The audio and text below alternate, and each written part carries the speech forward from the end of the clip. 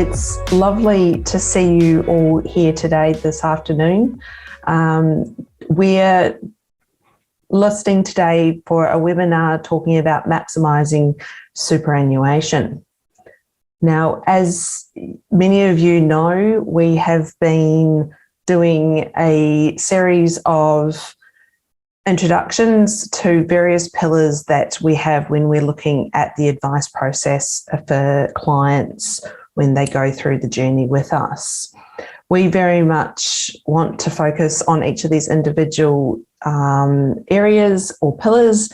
And last month we spent, well, actually last year, we spent a bit of time talking about assets and debt. And today we're going to focus on superannuation and maximising that.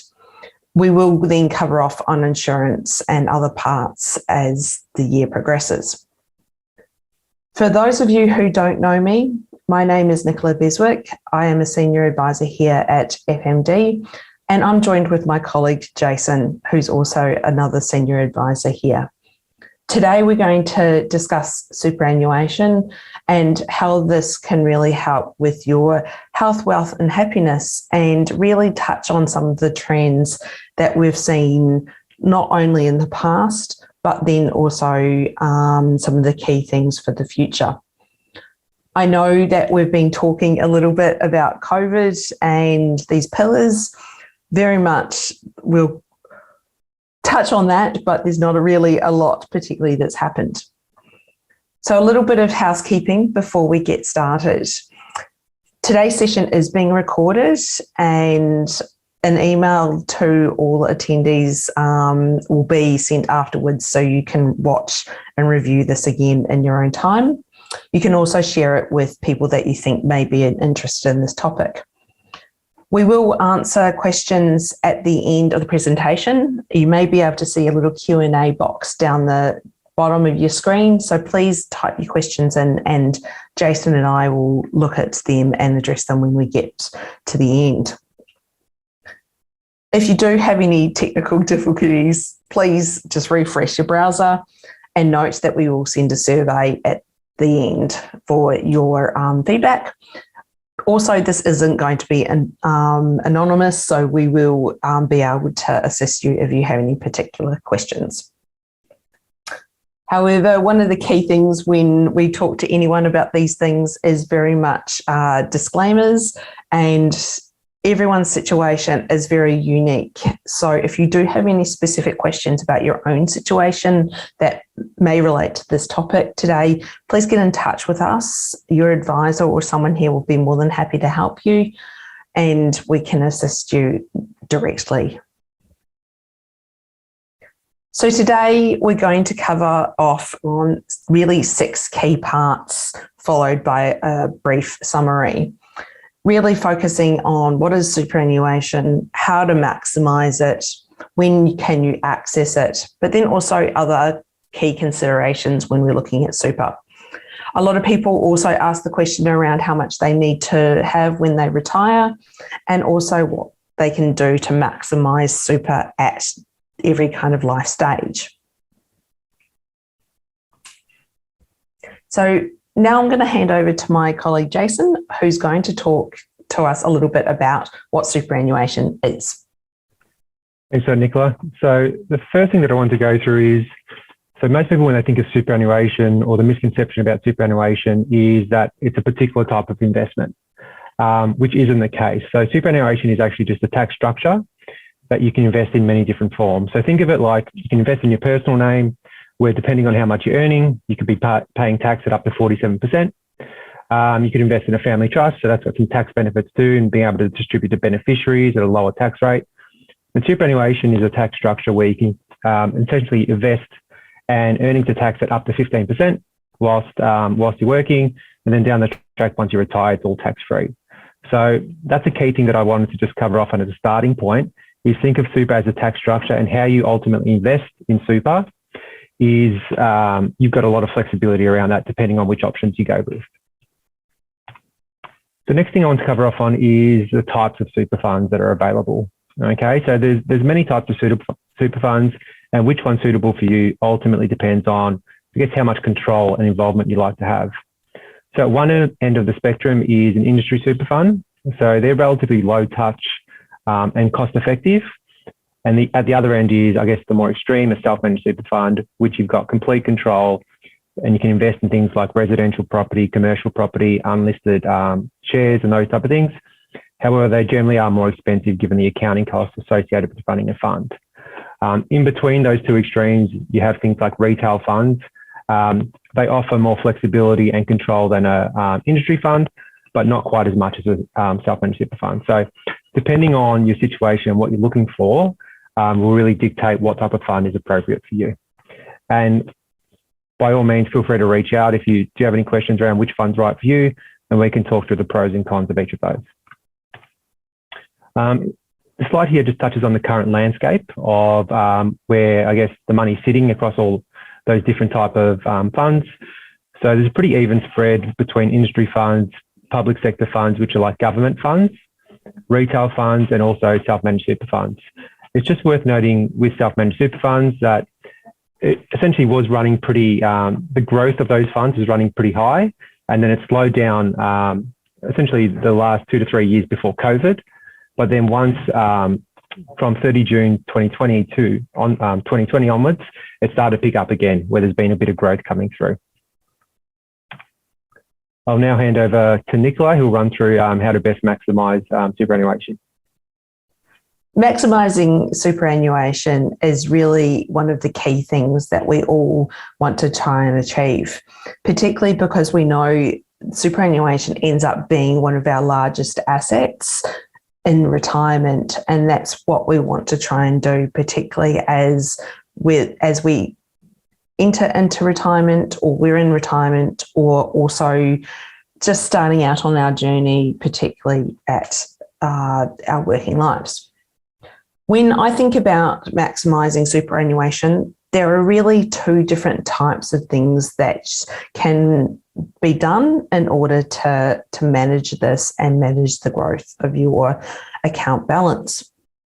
The first one is understanding how you're invested. Now, we will touch on this in the next couple of sessions where we talk about how you're invested, and that's really quite a key thing, but not necessarily a key thing today. What you really want to understand with how you're invested is making sure the overall asset allocation, which is a term we like to use here in financial planning land, meets with your desire for risk. Each different types of classes of investment or asset allocation have different type of criteria, and this can provide potential long-term returns comparatively to each other with short-term volatility. If we look at the two ends of the spectrum, we've got a conservative fund here, which is essentially majority in defensive assets like shares, fixed interest, and so forth, relatively stable. But also you don't, recently and what history has shown us, get a lot of growth compared to something that's on the other end of the spectrum in high growth, where all of your money is invested in growth assets, so shares, property, etc., and nothing in cash. That gives you the potential for longer term returns, but you do have that subject to volatility with investment markets. And that can impact how you maximise your superannuation. And that really does depend on what you want to achieve with this bucket of wealth. The second thing that we look at when we're talking about maximising your superannuation is adding money to this pool of funds that is set there for retirement. There are essentially two really key types of contributions that you can make that help maximise your superannuation. The first you'll know all about, particularly because those of you that are currently employed or have been employed, the employer is mandated to give you essentially 10% of your salary. And this is what we call a concessional contribution or a pre-tax contribution. So this is really where a lot of people form superannuation to start off with. That's those contributions into super that help build that pool of money. You can, and this very much depends on everyone's situation, add additional contributions and have that pre-tax type status. There are specific rules and conditions around this, but generally it's capped at $27,500 a year. Now that's where it's set. It has been higher and lower in the past, but is a good way to help maximise superannuation if you're able to afford it. The next type of contribution that we see, particularly through the work we do here, is what we call after-tax contributions or non-concessional contributions. This is essentially where people can take money that they've built out, already paid tax on. So this is where the difference between the two really come into force, and put that money into superannuation. So think about things like savings or an inheritance, etc. You can put that money into superannuation and invest it in a manner that suits you, like we just talked about earlier, and that can help build the superannuation bucket that you have. Again, there are specific rules around how much you can contribute within this type of contribution. Generally, it's $110,000 a year.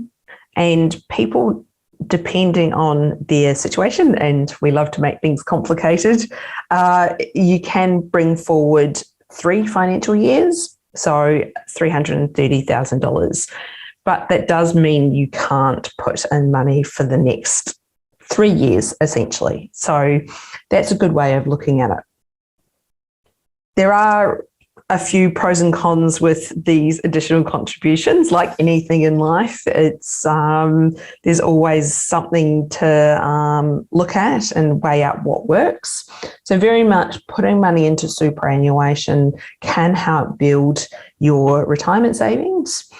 But one of the key things that you need to be aware of is making sure that you don't need those funds until you can access that. So what you meet what we call a condition of release. Some of the pros, for example, is you can actually get that tax deduction. So if we go back and think about those concessional contributions, where you can get that pre-tax essentially contribution into super, that can bring down your marginal tax rate. And we particularly like those things when we get closer to the end of the financial year, and that is something that I know a lot of your advisors would be talking to you if you have a high marginal tax rate in your own name and you're looking at what you can do. There are also the pros of getting money into super and drawing a tax-free income. So this is, again, looking at what you want to do for that long term. But it is making sure that you get that balance, that you're not foregoing too much money that you need here and now, and get that into superannuation. However, one of the things that we do like showing here is, why would you want to try and sacrifice or put away money using that pre-tax or those tax-deductible contributions? This is a really good way of looking at it and seeing the exact reason why we encourage people, if they can, to put a little bit of extra away. So we've used some really simple maths here. Everyone's situation is very different, but this really does show you the savings. So if we take someone who earns $150,000 a year plus super, they ordinarily would pay income tax of about $43,000 a year. So we've got that tax-free income. So you can see that on that first table just in the middle there. Now, if they can put in an extra $10,000, so you can see that gross salary, less the salary sacrifice of $10,000, that estimated tax on the income is a little bit lower. So we all quite like saving tax, don't we? Particularly with these things. You can actually then see what the the impact is positively with the amount of money that you're contributing into superannuation. And that's where that bottom table looks at. We can see with someone who's not salary sacrificing and they're just getting their 10% superannuation contribution, so that's $15,000. That contribution, after the little bit of tax, again, that is paid when money goes into superannuation. Now, that is 15 cents in the dollar. That is a very flat rate, but something to bear in mind. The net contribution compared to not salary sacrificing compared to actually salary sacrificing, and you're putting in $25,000 a year, you can get that extra benefit of additional contributions. And then you can see that positive change there on that far right column. Tax savings or essentially increase in net pay, differences there, as well as the change in superannuation.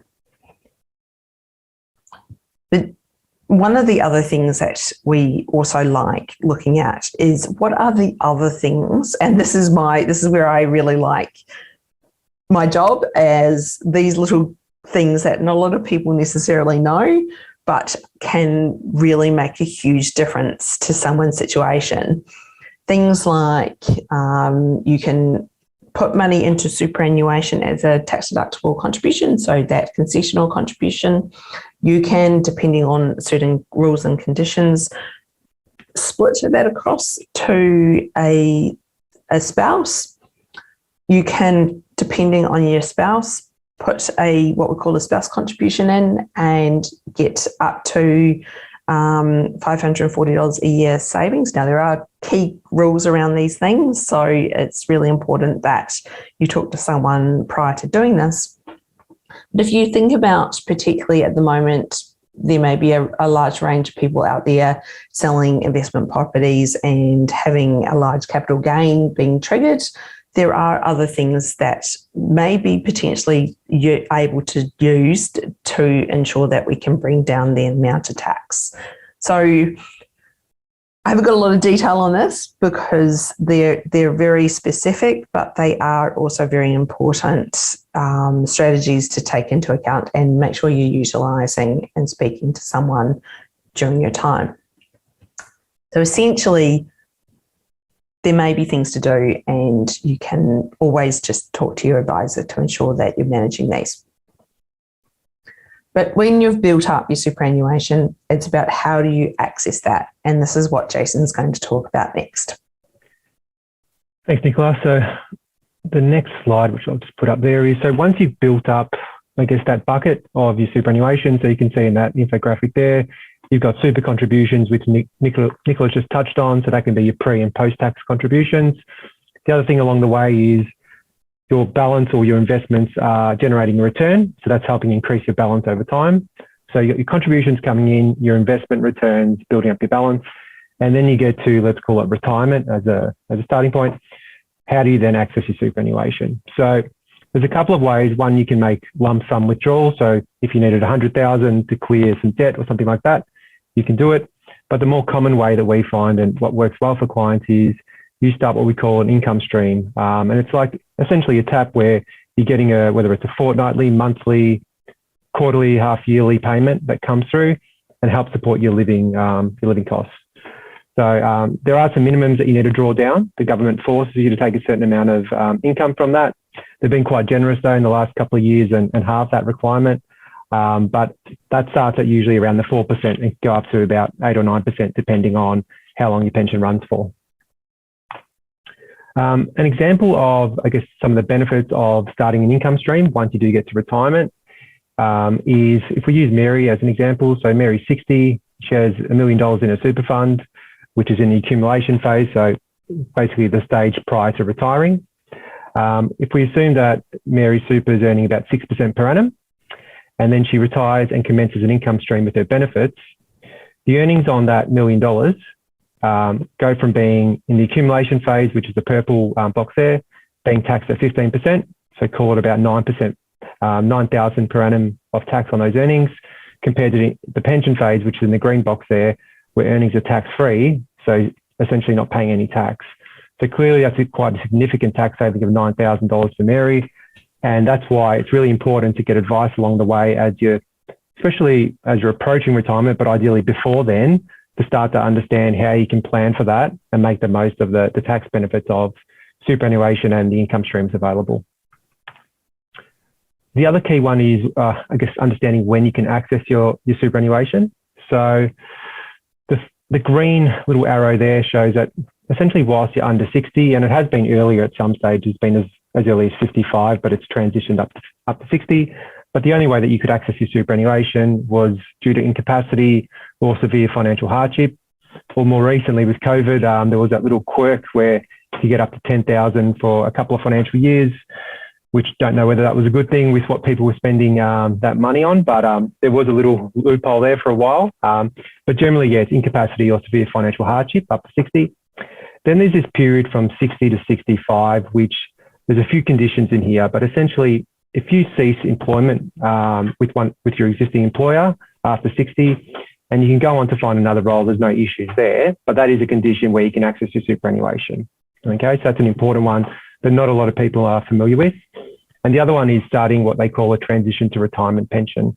So you don't get full access to your super, but the idea is you're able to supplement your normal income from employment, because you might go to part-time, to be able to essentially still fund your living costs until you ultimately retire.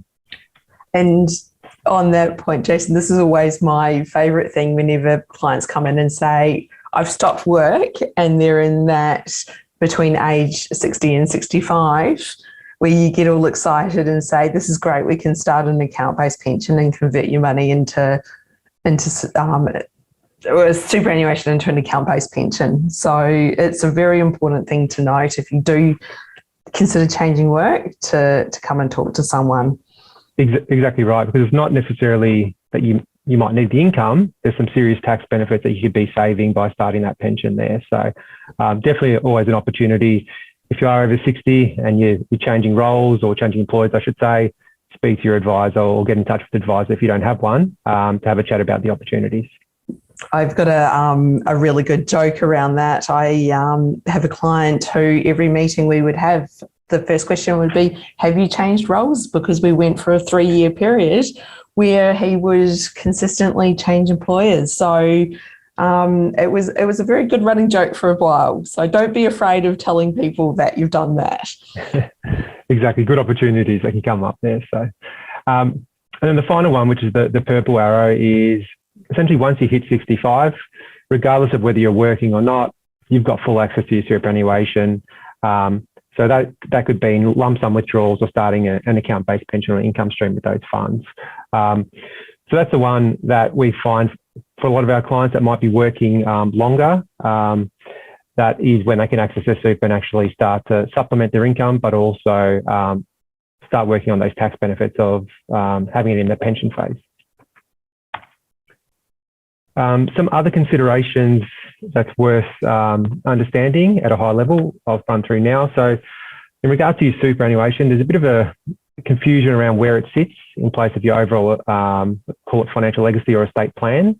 So this little chart here shows that if an individual passes away, there's essentially the green box is their estate, okay? And assuming that you've got a will in place, that dictates how your assets are distributed.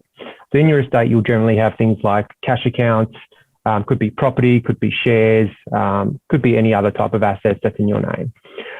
Then on the right-hand side, which is the purple, you've got a family trust.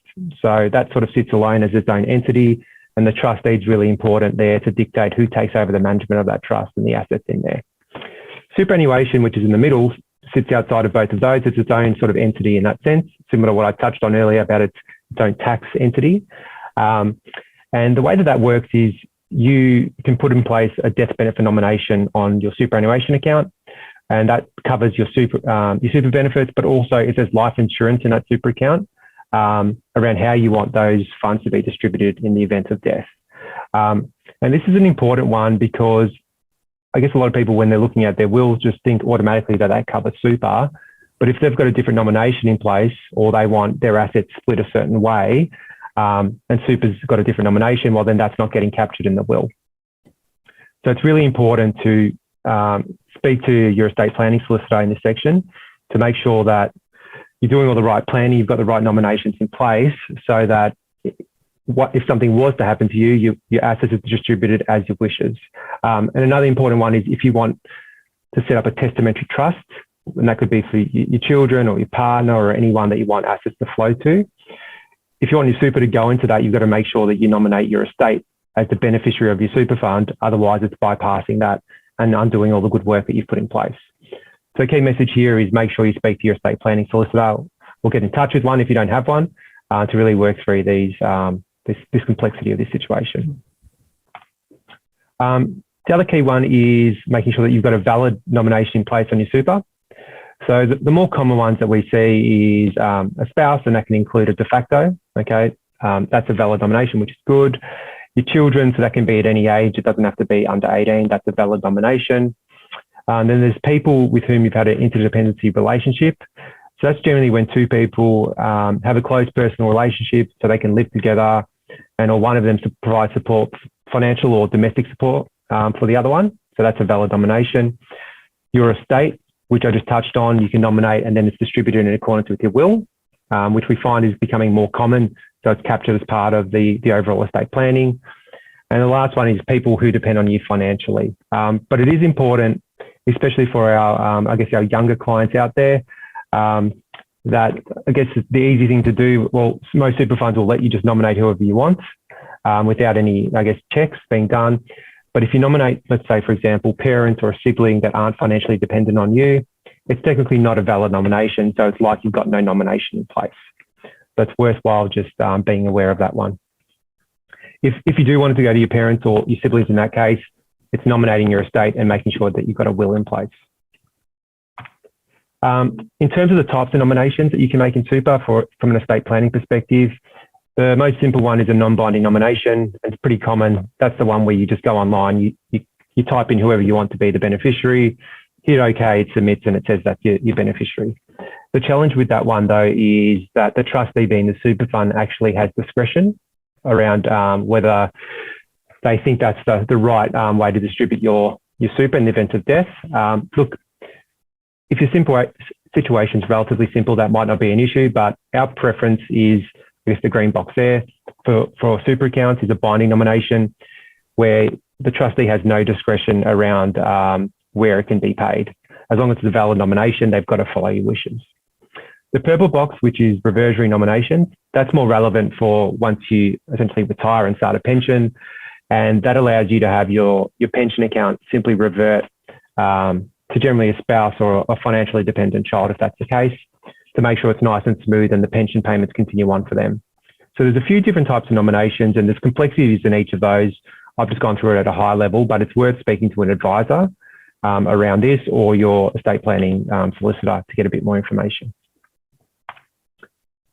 The next part of the webinar is, I guess, how much do you need to retire, which is always a great question that many clients ask. And I'll let Nicola tackle this one because it's not an easy answer.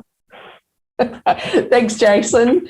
You're 100% spot on there. It is not an easy answer to have, particularly to this question, but it is the most fundamental question that people ask in terms of essentially how much money, whether it's in super or not, do you have to have in order to retire? The question, well, essentially the answer to that is it all depends on what type of lifestyle you'd like to live and how much income you want to support that lifestyle. Very much it is a specific answer to everyone, and I always say to people, work out what you're spending now, because that's very much going to be very much your base of what you're going to need going forward. There will be some things that you won't do or won't need from when you transition to working to retirement, but having an understanding of what you want to spend and what you want your life to be is very much the goal.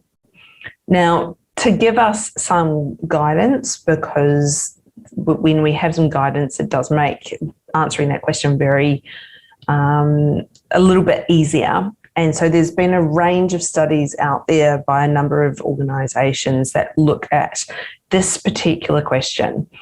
The most common one that's recently publicised is from an association called the Association of Super Funds Australia. And what they do is they give guidance around how much money people will get in retirement and what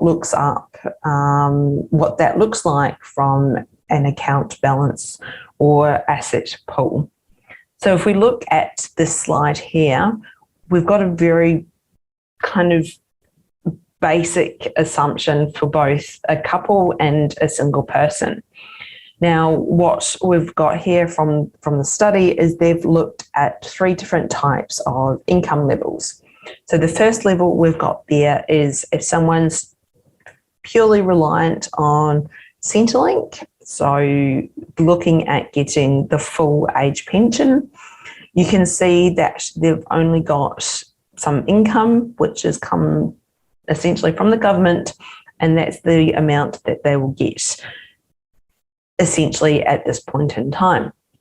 If we go down to the middle kind of bar there, this is on what we call a comfortable retirement. Now, I'll explain what comfortable means in a minute, because the Association of Super Funds Australia are very specific on this, and it can show you based on this level of income. So we've got $60,000 a year for a couple and $43,000 a year for a single. For that level of income, you will need, we've got $640,000 in assets, and then we've got $545,000 for a single person. Now, if we want to live a life without making some compromises, so we really just have that I want to do what I want when I want almost mentality. Of course, the level of wealth that you have to have from a capital perspective, particularly when we look at superannuation, this is how much that you need. Now, an income we've assumed here is for a couple $100,000 a year, and then a single, this is $80,000 a year. And you can see again the amount of capital that you need to have at retirement in order to sustain your essentially standard of living with those type of specific thoughts. Nicola, I might just jump in here. A quick one. For some of you that are looking at a single versus a couple and going, why isn't it just simply double what a single should be? It's really around, obviously, there's some expenses that whether you're a single or couple, you're going to incur, and that could be like rates, utilities, and those type of things. So there's that base regardless of whether it's 1 or 2 people. And then I guess on top of that is the additional expenses for each of those individuals. So if you are looking at, I guess, why it's comfortable for a single is 43 and comfortable for a couple 60, and it's not just double, that's a bit of a summary there. Yeah. But if we have a look at really what this income level is made up of, we go to the next slide, you can really see some of these assumed types of lifestyles from this lovely organisation that goes out and surveys people. Essentially, that middle line, if you think about that comfortable retirement, so $60,000 a year for couples and $43,000 a year for a single, is that explanation on that left-hand column there. So one of my ones that really kind of gives us a really good indication of how they compare comfortable to modest to just living on that age pension is the haircuts. So if a person with a comfortable lifestyle doesn't have any issues with in terms of spending money, they can get regular professional haircuts. So I know this is something that's really important for me and will be entering into retirement. Where if we look at someone who's on a modest lifestyle, budget haircuts, and then age pension is a different level again. This kind of gives you an overview of the different types of areas. So we've got looking at health as well as eating out and so forth. So it really helps understand what those figures were in the previous slide and what the assumptions on those different types of retirement look like for people, and how much money you need to ensure that you can meet essentially your expectations when you enter that phase of looking at retiring. But one of the key things is, it's great, we've gone through retirement and we've got an idea of how much we need. How do we maximise our superannuation at each of these life stages? And this is something that Jason will touch on.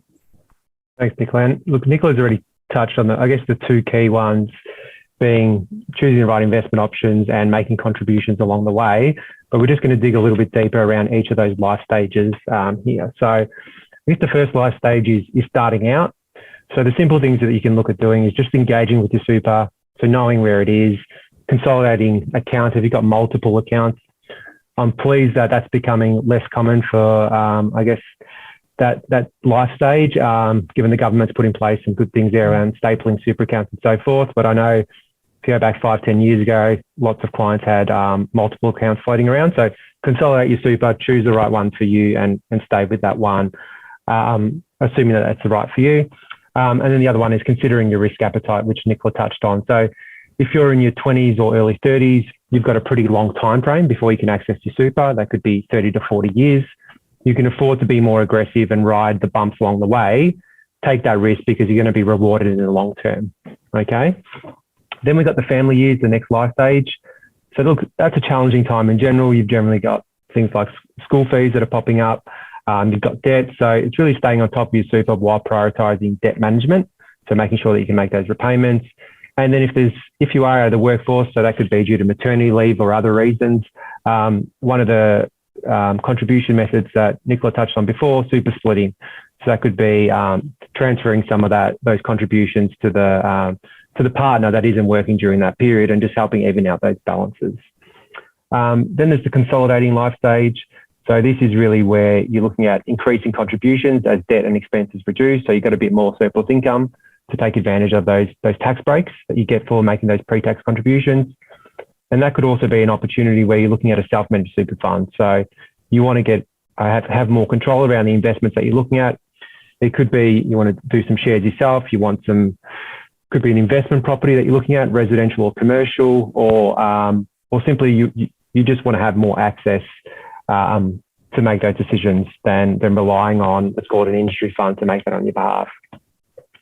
Then planning retirement. So that's, I guess, in the lead up to your retirement. Again, focus on building your super balances. So that could be some of those non-concessional or after-tax contributions.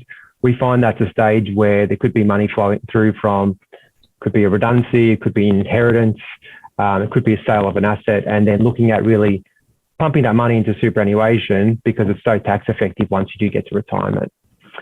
And the other thing which you touched on is that's an opportunity to start a transition to retirement pension, where you can start to supplement your income whilst you're moving to part-time work and then ultimately retiring.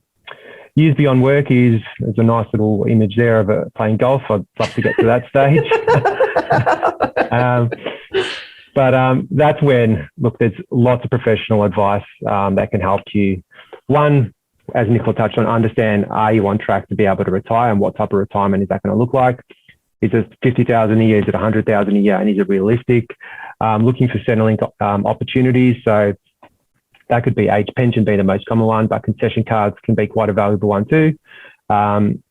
Especially if you've got a concession card and you're looking at buying a property, or you've sold your home and looking at buying another home, there could be significant stamp duty savings there. So lots of small opportunities to be looking at that can turn into big savings there. And then the one that's a bit separate from these, and it's small business owners. So generally what happens with small business owners is they're pumping all their blood, sweat and tears into the business, and then they get close to retirement. They've built up this great asset, and it's figuring out how do you then use that use the sale proceeds in a tax effective way. And there's lots of tax concessions available for small business owners upon the sale of assets. And I'd really encourage you to speak closely with your accountants because they're the experts in this space. There's some big concessions there that can be above 100,000 of tax savings if you do it in the right way and make sure that you make the most of each of those different concessions available. And then one thing I just want to touch on here is the starting early. So compounding, I guess the benefits of compounding interest is we've got on the purple line there, that's someone that starts at 25 and invests $5,000 a year, so 200,000 in total. Assume that we earn about 7% per annum. You can see that has a pretty good impact where it goes all the way up to just below $1 million. Whereas someone that starts at 35, the orange invests 5,000 a year. So not quite as much, but it's well below the purple chart. And then the big difference is from the purple where you start early. So you've invested 200,000 in total compared to the green where you started a bit later. You're doing higher contributions of 10,000 a year and actually contributing more, 250,000. It's still below the purple where it's just showing the impact of that compounding effect. 7% per annum on those funds as they're growing has a very big impact. So although it might feel like it's a couple of $1,000s here and there isn't going to do much to your total super balance, long term it can have a pretty significant impact. So definitely worth exploring if you've got the ability to. So that brings us to the end of our webinar today. So one of the key things that I think is really important is superannuation rules and regulations change and have changed considerably, particularly over the last, if we just even look at what's happened during this period of time, there's been so many things that people need to be aware of. And I'm sure this is not going to be the last of the changes we'll see as we essentially continue to look at this space. This is where making sure you have someone who you can trust to help navigate you through these rules and regulations and the ever-changing landscape is really important. We've seen some really, really great changes that can positively impact people with their superannuation contributions, with what they're wanting to do in this financial year. And we had some significant changes a number of years ago where that really did impact people as well. So it is very much an ever-moving landscape and how things can change. So while we've talked through some of the key things today in terms of what you can do to maximise your superannuation, these things will, like anything, likely change again in the future. So what have we talked about today? One of the key things to take home is superannuation generally is people's biggest assets when they enter into retirement, but it's never really too late or too early to really start looking at what you're wanting to do, and make sure that you know what the opportunities are that you can do to manage this in a positive way, whether it's splitting superannuation contributions, making additional contributions to ensure that you take benefit of that compounding interest like we've just seen, and also ensure that you are building wealth and for that long term in what is the most tax effective structure out there at the moment generally. But it is important to make sure that you don't put too much in and forego something for what you need here and now. It is that balance, and that's particularly important. One thing that a lot of superannuation funds have is insurance. And I'm sure with all of you that are working, you'll pull out your statements and you will see some insurance. It's important to make sure that you're aware of that. And this is something that we'll talk about in detail in the next webinar. There is way too much to cover in that one area today. So we'll look at that again in a later date. So I hope you've enjoyed today's webinar. I can see we've got a question already. So let me have a quick read of that. And I was going to say, Nicola, I've had a read of that one. Oh, there we go. Jason. Paul. Now, Paul, I'd love to give you the answer, but I don't think that would be general advice here. So I'd encourage you to speak to your advisor around that one. But at a very high level, that is a challenge, I guess, of when you do start drawing down. I guess for those that don't know, the question is, if you're in accumulation at the moment, so you're nearing retirement, and then we've had a bit of a pullback in markets, are you crystallising a loss by then starting to draw down on those funds?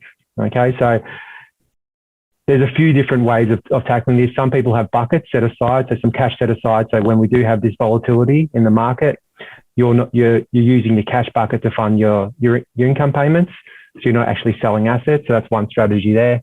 But by starting a pension, it doesn't necessarily mean that you're selling assets. It's just moving to the tax-free structure. So in summary, I'd encourage you to, speak to your advisor around the options that you have there and come up with a plan to be able to make sure that you still being able to meet your expenses in retirement, but you're not crystallising those losses at the same time.